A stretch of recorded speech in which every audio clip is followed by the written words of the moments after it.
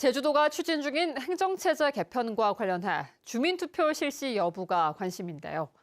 윤호중 행정안전부 장관 후보자가 제주도민 의견이 모아졌다면 주민투표 절차를 진행하겠다고 밝혔습니다. 홍수연 기자입니다. 제주도가 공론화 용역을 통해 제시한 행정체제 개편안은 동서제주시와 서귀포시 3개 기초시를 두는 안입니다. 이재명 대통령 공약에도 포함된 제주형 기초자치단체 설치는 윤호중 행정안전부 장관 후보자에 대한 국회 인사청문회에서도 거론됐습니다. 행안위 소속 위성곤 의원은 대통령 공약을 언제 지킬 수 있겠냐며 물었습니다. 이재명 대통령께서 후보 시절에 제주형 기초자치단체를 설치하겠다 이렇게 약속하셨는데요. 그 약속 언제쯤 지킬 수 있을 것 같습니까? 최대한 빨리 지킬 수 있도록 노력하겠습니다. 하지만 윤 후보자는 제주도지사에게 주민투표 실시를 요청할 것이냐는 질문에 신중한 모습을 보였습니다. 제주특별자치도의 자치권이 약화된 점을 충분히 인식하고 있지만 주민투표를 실시하기 위한 여건은 아직 마련되지 못했다는 겁니다. 2개 아니면 3개로 부활하자라고 하는 의논이 아직도 진행 중이라서 그 부분이 이제 어느 쪽으로 선택이 되어야 이제 국민 투표에 부의할 수 있지 않을까 생각을 합니다. 이에 대해 이미 제주도가 공론화 용역 등을 거쳐 3개시 대안을 제시했고 검토를 서둘러야 한다고 요청하자 윤 후보자는 확인하는 대로 진행하겠다고 밝혔습니다. 3개 시로 기초자치단체를 하자라는 안을 이미 결정을 해놓은 상태이고요. 물론 그것에 대한 이견이 있을 수 있지만 그래도 이제 도민 전체적인 의사라고 봐야 될 것 같습니다. 그래서 관련해서 서둘러서 좀 진행될 수 있게끔 검토해 주시기 바랍니다. 제주도민 내에 논의와 절차가 진행이 되었다면 그것을 제가 바로 확인하는 대로 진행을 해 나가도록 하겠습니다. 내년 6월 지방선거를 앞두고 선거구 획정을 위한 법정 기한은 오는 12월 2일까지입니다. 주민투표를 거쳐 결과를 반영하려면 최소한 다음 달 안에는 행정안전부 장관이 주민투표를 요구해야 합니다. 하지만 지난해 9월 위성곤 의원이 동서제주시와 서귀포시 설치법을 발의한 이후 김한규 의원은 제주시 쪼개기를 막는 법을 발의하는 등 지역 의원들 사이에서 엇갈린 모습을 보이면서 행안부 장관 취임 이후 진행될 절차에 관심이 쏠리고 있습니다. MBC 뉴스 홍수현입니다. 지난 4월 제주 4.3 기록물이 유네스코 세계 기록유산에 등재됐습니다. 세계유산 등재의 역사적 의미를 알리고 또 기념하는 봉헌식과 음악회가 열렸는데요. 이 음악회에 많은 예산을 들이면서 일회성 행사를 치중한 것 아니냐는 비판도 나오고 있습니다. 이따금 기자가 보도합니다. 향이 피워진 위패봉안실. 유네스코 세계 기록유산 등재 인증서가 단상에 올려집니다. 지난 4월 세계유산으로 등재된 4.3 기록물 인증서가 제주에 도착하면서 4.3 영령들께 기쁜 소식을 알리는 봉헌식이 진행된 겁니다. 떠나신 영령님들 앞에 이 뜻깊은 소식을 전할 수 있어 참으로 감격스럽습니다. 4.3 유족들도 뜻깊은 행사에 100명이 넘게 참여해 기쁨의 순간을 함께 나눴습니다. 수선된 도리로서 영령님들께 조금이나마 한 것 같고 항상 죄스러운 마음이 있었는데 오늘만큼은 또 영령님들께 죄스러운 마음이 덜할 것 같습니다. 등재된 4.3 기록물은 진실규명과 화해의 과정을 담은 14,673건의 역사적 기록을 담고 있습니다. 군법회의 수영인 명부와 옥중 엽서, 희생자와 유족들의 증언, 진상규명을 위한 시민운동 기록 등입니다. 전 세계가, 전 인류가 함께 4.3의 아픔과 승화의 과정을 기억하게 됐다는 것을 보고드렸습니다. 제주 탑동해변 공연장에서는 등재 기념식과 함께 평화음악회가 열렸습니다.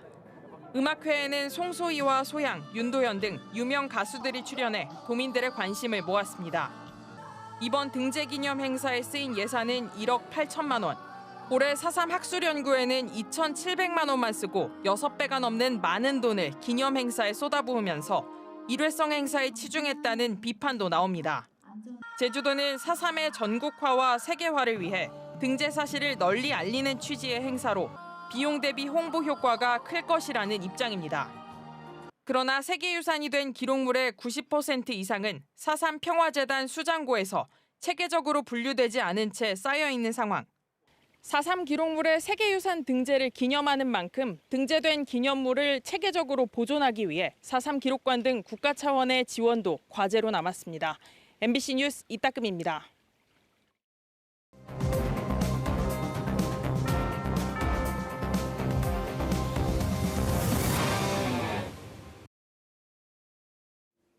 (4.3) 추가 진상조사 보고서는 23년 전 1차 보고서를 보완하고 또 남은 과제를 짚어내야 합니다. 하지만 절차를 어긴 것은 물론 공론화 과정도 생략됐다는 비판이 이어지고 있습니다. 권혁대 기자가 보도합니다. 이번 논란의 핵심은 사전 심의에 대한 추가 진상조사 분과위원회와 평화재단의 입장 차이입니다. 23년 전 발간된 1차 진상조사 보고서 과정과 비교해봤습니다. 지금의 분과위원회 격이었던 당시 기획단의 경우 모두 12차례의 심의를 거쳐 초안을 확정했습니다. 그러나 초안이 이미 행정안전부에 보고된 추가 진상조사 보고서의 경우 심의는 단 4차례뿐이었습니다. 중앙위원회 임기가 2년인데 2년이 임기가 다하도록 일부 위원은 임기가 이미 끝나 있고 우리는 이제 불과 한 2-3달 정도 남아있는 이 시점에까지 추가 진상조사가 도대체 어떻게 되고 있는지 진행상을 모릅니다. 지난해 발간된 5.18 진상조사 보고서와도 비교해봤습니다. 일단 5.18 진상조사의 경우 법에서 사전 공표를 하지 못하도록 했습니다. 그러나 지역사회의 요구가 이어지자 조사위원회는 초안이 나오기도 전에 유족들을 찾아 조사 결과를 보고했습니다. 이후 초안이 인터넷에 공개됐고 시민 의견 수렴 기간도 가졌습니다. 조사 과정을 시민들에게 설명하는 자리도 6차례 마련됐습니다.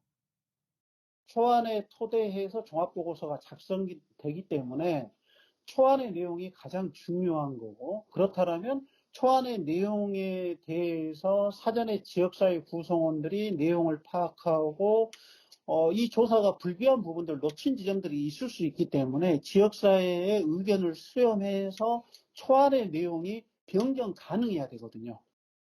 5.18 진상조사 보고서는 이런 과정까지 거쳤지만 부실조사 논란에 폐기 요구까지 나왔습니다. 공론화가 빠진 4.3 추가 진상조사 보고서에 대한 우려가 높아지는 대목이기도 합니다. 제가 볼 때는 우리한테 주어진 마지막 기회일 수 있는 거거든요. 그러면 그에 걸맞는 어떤 장기적인 목표, 비전, 그리고 지금 4.3에 대한 과제, 이런 것들에 대한 논의들이 정말 충분히 이루어졌어야 되는데 일단 그런 논의 자체가 전혀 생략되어 있다는 거죠. 그런 점에서 보면 너무나 아쉽습니다. 늦어진 조사와 불투명한 절차, 부족한 공론화를 바로잡기 위한 대책은 과연 있는 것인지 추가 진상조사 보고서를 둘러싼 우려가 점점 커지고 있습니다. MBC 뉴스 권혁태입니다.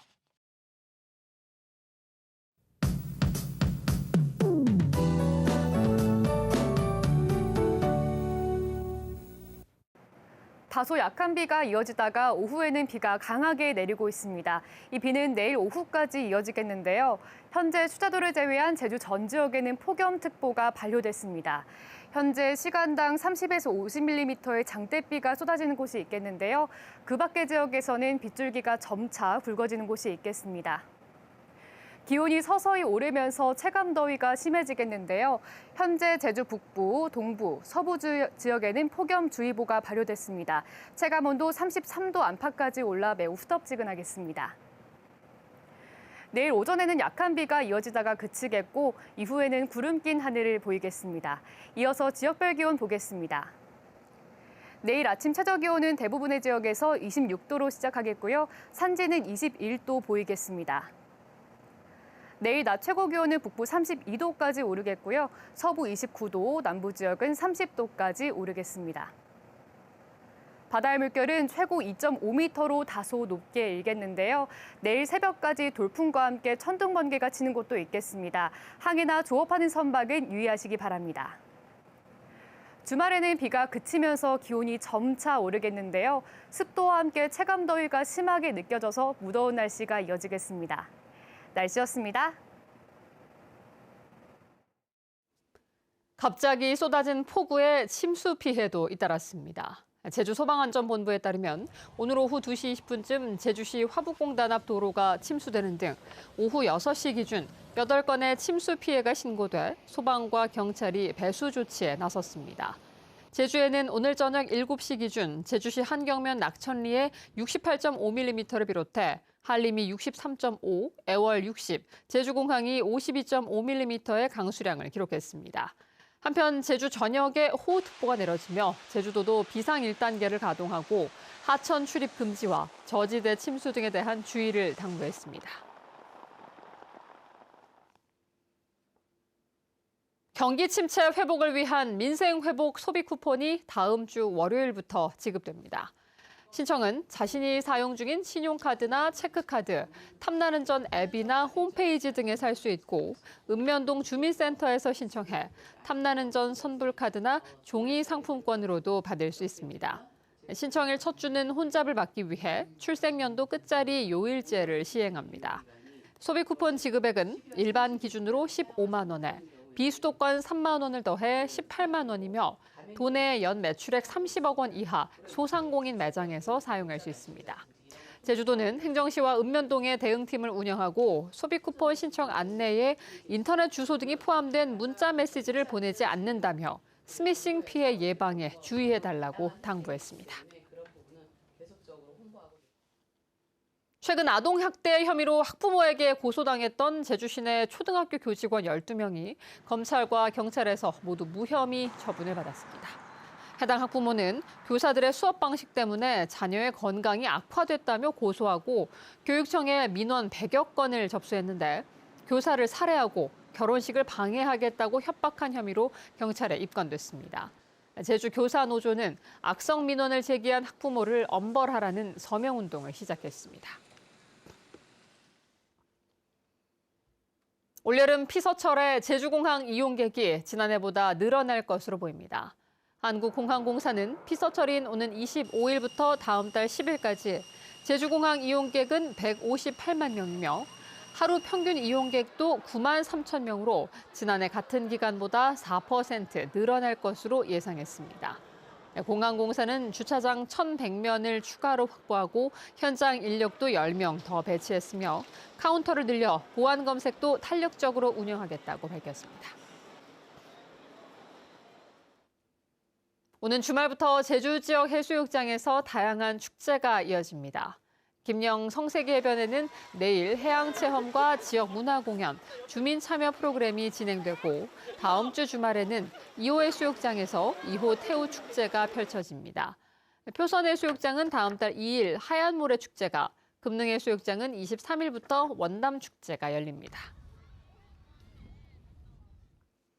제주 방문 관광객이 증가세로 돌아섰지만 관광객을 중심으로 소비 침체가 여전해 제주도가 제주 여행 홍보를 강화합니다. 제주도는 내일부터 수도권 주요 지하철 노선 74개 역사에 디지털 미디어 300여 면을 통해 제주 여행객 유치를 위한 홍보 마케팅을 진행합니다. 또 단체 관광객 유치를 확대하기 위한 인센티브 정책도 함께 홍보합니다. 지난달 제주를 찾은 관광객은 전달보다 12,000명 늘어난 120만 명으로 8개월 만에 증가세를 기록했습니다. 서귀포 앞바다에서 40대 남성이 숨진 채 발견돼 해경이 조사에 나섰습니다. 오늘 아침 7시 40분쯤 서귀포시 남원포구 앞바다에서 시신이 떠 있다는 신고가 해경에 들어왔습니다. 뉴스데스크 제주였습니다. 고맙습니다.